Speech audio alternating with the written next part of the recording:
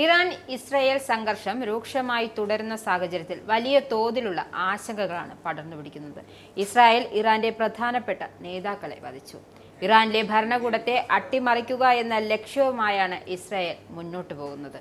Iran ആണവ രാജ്യമായി മാറുന്നത് ലോകത്തിന് തന്നെ ഭീഷണിയാണെന്നും അതുകൊണ്ട് തന്നെ ഇറാന്റെ ഭരണത്തെ അട്ടിമറിക്കുമെന്നും ബെഞ്ചമിൻ നെതന്യാഹു നേരത്തെ തന്നെ പറഞ്ഞിരുന്നു. എന്തായാലും വർദ്ധിച്ചു വരുന്ന ഇറാൻ ഇസ്രായേൽ സംഘർഷത്തിൽ പെട്ടുപോയത് ഇന്ത്യൻ വിദ്യാർത്ഥികളാണ്. കഴിക്കാൻ ഭക്ഷണമോ കുടിക്കാൻ വെള്ളമോ ഇല്ലാതെ കഷ്ടപ്പെടുകയാണ്.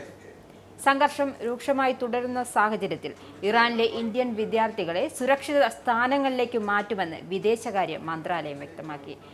രാജ്യത്തിനുള്ളിൽ തന്നെ സുരക്ഷിത സ്ഥാനങ്ങളിലേക്കാണ് വിദ്യാർത്ഥികളെ മാറ്റുന്നത്. വിദ്യാർത്ഥികളുടെ സുരക്ഷ ഉറപ്പാക്കാനുള്ള മറ്റ് സാധ്യമായ മാർഗങ്ങൾ പരിഗണനയിലാണെന്നും മന്ത്രാലയം വ്യക്തമാക്കി. ടെഹ്റാനിലെ ഇന്ത്യൻ എംബസി സുരക്ഷാ സാഹചര്യം നിരന്തരം നിരീക്ഷിക്കുകയും ഇറാനിലെ ഇന്ത്യൻ വിദ്യാർത്ഥികളുടെ സുരക്ഷ ഉറപ്പാക്കാൻ നടപടിയെടുക്കുകയും ചെയ്യുന്നുണ്ട്.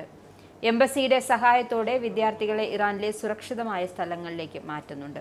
മറ്റ് സാധ്യമായ മാർഗങ്ങളും പരിഗണനയിലാണെന്നും വിദേശകാര്യ മന്ത്രാലയം പ്രസ്താവനയിലൂടെ വ്യക്തമാക്കി. ഇറാനിൽ നിന്നുള്ള ഇന്ത്യൻ വിദ്യാർത്ഥികളെ അർമേനിയ വഴി ഒഴിപ്പിക്കുന്നത് പരിഗണനയിലാണ് എന്നാണ് പുറത്തുവരുന്ന റിപ്പോർട്ടുകൾ.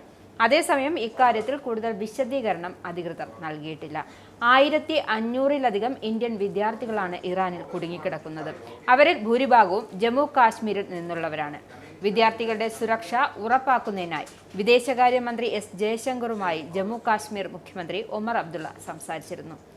ടെഹ്റാൻ, ഷിറാസ്, കോം തുടങ്ങിയ നഗരങ്ങളിലാണ് ഇന്ത്യൻ വിദ്യാർത്ഥികൾ കൂടുതലായി ഉള്ളത്. MBBS പോലുള്ള പ്രൊഫഷണൽ കോഴ്സുകൾ പഠിക്കുന്നവരാണ് ഇവർ.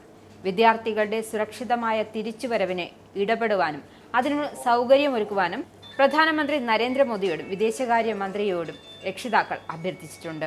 നേരത്തെ ഇറാനിലെ ഇന്ത്യൻ എംബസിയിൽ എല്ലാ ഇന്ത്യൻ പൗരന്മാരോടും ഇന്ത്യൻ വംശജരോടും ജാഗ്രത പാലിക്കുവാൻ ആവശ്യപ്പെട്ടിരുന്നു.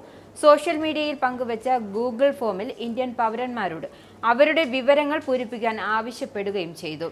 പരിഭ്രാന്തരാകരുതെന്നും ജാഗ്രത പാലിക്കണം, ടെഹ്റാനിലെ ഇന്ത്യൻ എംബസിയുമായി സമ്പർക്കം പുലർത്തണമെന്നായിരുന്നു അറിയിപ്പ്.